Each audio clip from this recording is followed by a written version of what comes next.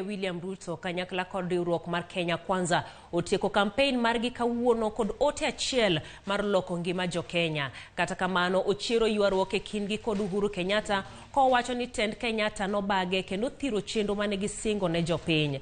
Ruto bende osingo mosre kod Odinga tok yiero maduong' ka Ruto gilange ne loso kane giloro campaign magi ayanga e alap manyayo boma ma Nairobi.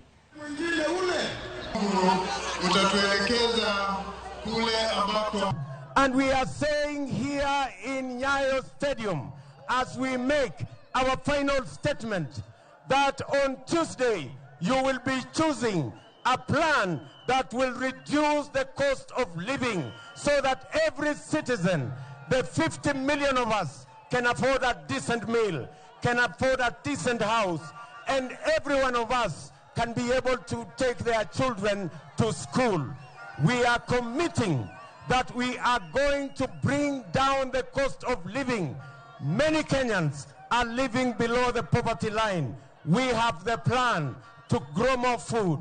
We have the plan on subsidized fertilizer. We have the plan on subsidized seeds. We have the plan on irrigation. And that is the Kenya Kwanza plan.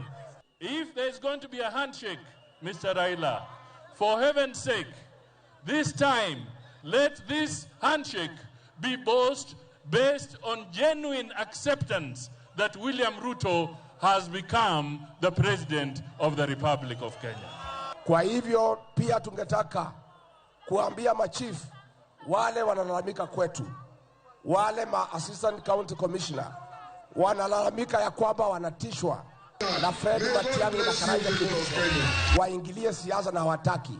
Tuambie hao wasitishwe kwa sababu the Civil Service Code of Regulation inasema ya kwamba ndio hatua yote ichukuliwe kwako lazima upatiwe show cause letter na upatiwe siku 14 ya kujibu.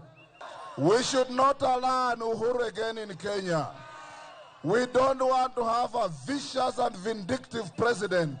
We want a president who appreciates and knows what people are and what people's needs are.